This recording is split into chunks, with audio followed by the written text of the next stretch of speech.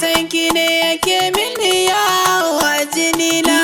Kai ne ɗaya wanda ke sai ta nutsuwana. Guna kin zamo fitila idan ganina.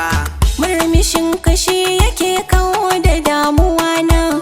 Inda ke aso ba zan ƙara damuwa ba. Ɗaya na sani ba ta kai kamar dubu ba. Kin yi nisa ni ba zan ƙara dariya ba. Ni ba za na daina ce maka mai gida ba. Ke nake so. Ni da kai ba ni rabuwa ba.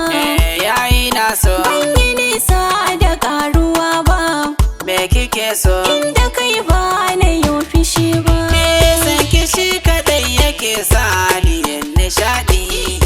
Gajinsa shi yake sa ni in faɗi. Kuma ɗan fulani ke kiwa ma da shaɗi.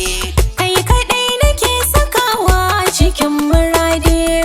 A gidan muna faɗa kai ne. Yanzu na yi kima. Waye so raba mu ƙarya ne. Na zama gogarma. Kuma ni da kai kamar ɗaya ne. Yanzu na yi kima. Ai da ni da kai ƙawaye ne. Na gano alama. Bana san rabo da kai shi ne sahibina.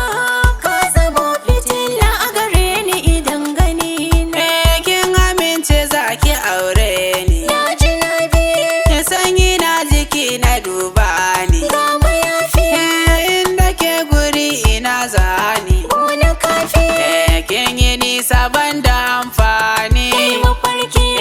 Mun ya wurin so da kauna kina kusana.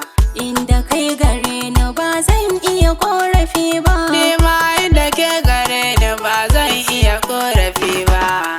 Suka sha ka bani ƙauna.